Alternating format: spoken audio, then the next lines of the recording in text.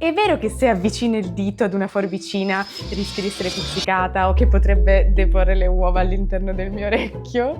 Calmi, calmi, perché di falsi miti sulla forbicina o tagliaforbici, come vogliamo chiamarla, se ne sono sentiti davvero tanti e in questo video vi farò ricredere su tutto. Perché la verità è che la forbicina ha un ruolo importantissimo per i nostri ecosistemi, ma questo nessuno lo sa. Abbiamo ricevuto un sacco di domande nei commenti riguardo la forbicina, quindi la protagonista di questa nuova puntata è lei, la nuova puntata del mondo degli insetti. E per chi è nuovo dovete sapere che questa è solo una delle tante serie che noi abbiamo qui su Kodami, quindi fatevi un giro sul canale per dare un'occhiata e se qualcosa vi dovesse piacere cliccate su iscriviti e unitevi a noi nella scoperta del mondo animale. E abbiamo anche una novità importante, cioè abbiamo attivato una nuova funzione che è la multilingua di YouTube. Questo video voi potrete vederlo anche in inglese da oggi, basta andare sulla rotellina in basso a destra e nelle impostazioni selezionare la traccia audio che preferite, quindi o inglese o italiano.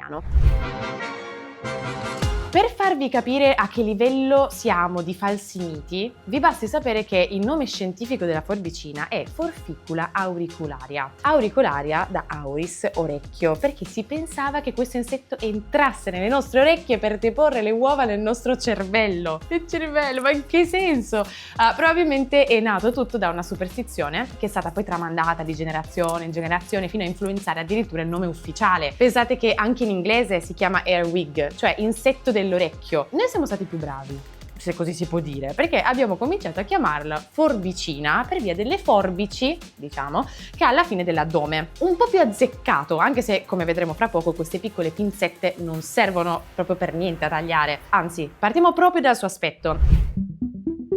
La forbicina che noi troviamo in Italia è grande poco meno di 1,5 cm nella fase adulta e ha una forma un po' schiacciata di colore marrognolo. Sarebbe originaria proprio dell'Europa, anche se noi oggi la troviamo un po' sparsa ovunque nel mondo. E non è l'unica. La forbicina fa parte dell'ordine dei dermatteri che, anche se si assomigliano parecchio nell'aspetto, si dividono in più di 1800 specie diverse. Pensate che la forbicina più grande di tutte è una specie endemica dell'isola di Sant'Elena. Sì, proprio quella dove fu esiliato Napoleone. E arriva a misurare ben 8 centimetri e mezzo. Dico arrivava, anzi, perché purtroppo nel 2014 è stata dichiarata estinta a causa di specie invasive che l'uomo ha introdotto proprio su quest'isola. Quasi nessuno poi sa che molte altre specie di forbicine hanno le ali, non si vedono, ma ci sono, fidatevi. Sono praticamente sempre attaccate lungo il corpo, dato che la forbicina non è che le usi tanto, giusto diciamo per planare, diciamo così,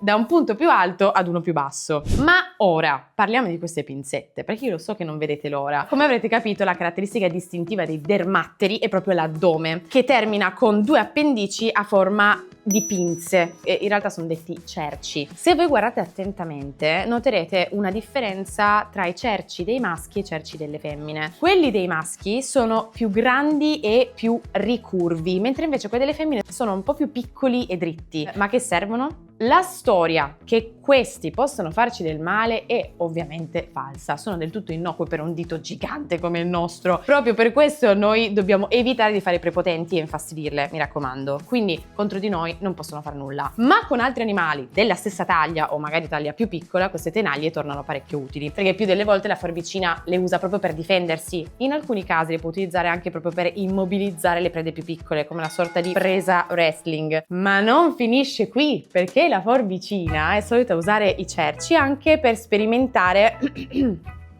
diciamo così, delle posizioni particolari nell'accoppiamento. L'avrò visto in qualche libro? Chissà.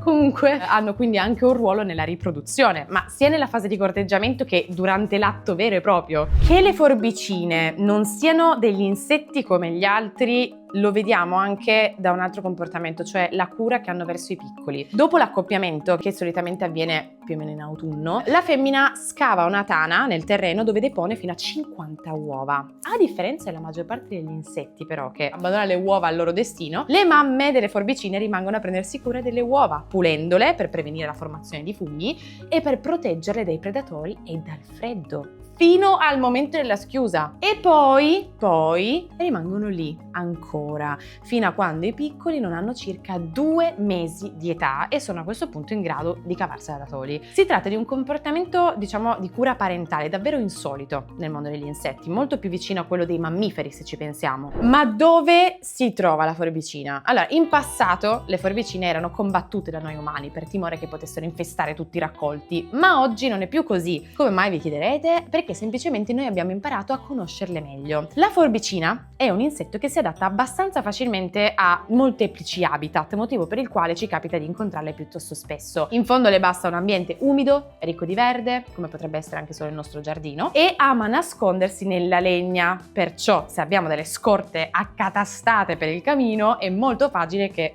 si rifugi lì, o che magari fosse già all'interno proprio quando abbiamo portato la legna in casa. E poi è un insetto onnivoro. Si ciba per lo più di vegetali, però anche di funghi, di materiale organico, di decomposizione, di altri piccoli insetti, tra cui parassiti come gli afidi o come i ragnetti rossi. Capite quindi perché da un insetto da scacciare via è diventato un insetto da proteggere, soprattutto da viticoltori e agricoltori che hanno imparato a conoscere proprio l'utilità di questo insetto nei loro raccolti. Gli insetti che si nutrono di parassiti e della materia organica in decomposizione sono fondamentali in natura. Si tratta di un ruolo quasi invisibile, data diciamo la dimensione, ma di straordinaria importanza per tutto l'equilibrio dell'intero ecosistema. In ogni caso, la forbicina non è che sta proprio lì pronta a entrare in casa appena apriamo la porta. Di per sé è un insetto molto schivo, tranquillo, ha abitudini notturne. Infatti è lucifugo, cioè vale a dire che non sopporta la luce del giorno. Quindi se vivete in campagna magari può capitare che ogni tanto ne troviate una in casa. In questo caso, per allontanarla senza farle del male, basta raccoglierla con un bicchierino aiutandosi magari con un foglio di carta e poi portarla fuori. Che poi, se si ritrova dentro casa, è perché molto probabilmente l'abbiamo portata noi a sua insaputa. Insomma, ve l'avevo detto che vi avrei fatto ricredere sulla forbicina. Eravamo partiti tutti preoccupati e ora abbiamo capito che invece è importantissima. Spesso con gli animali è così. Per questo è utile imparare a conoscerli bene e capire come è possibile convivere con ciascuno di loro. Voi invece cosa fate quando ne incontrate una? Adesso sono proprio curiosa, quindi fatemelo sapere nei commenti e poi ci vediamo alla prossima puntata.